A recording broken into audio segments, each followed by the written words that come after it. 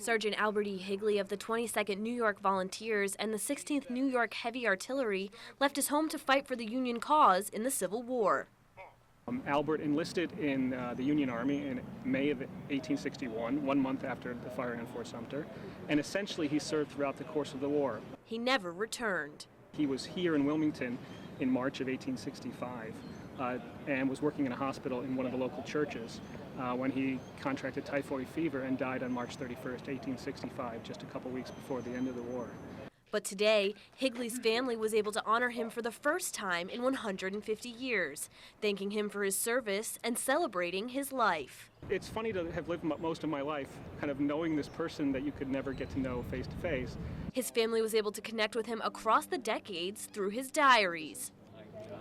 And they shared those memoirs with Civil War reenactors from the state of New York. You know, seeing how they lived and seeing how, their uniforms and accoutrements and the hardships that they went to, it brings it out of just reading a history book.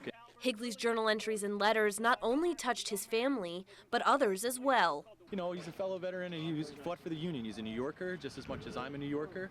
I fought in Afghanistan with the New York Army National Guard, and being here, supporting and honoring a federal soldier who is buried deep in, at what the time when he passed was enemy territory. And now finally, Higley received the honors he went without for over a century.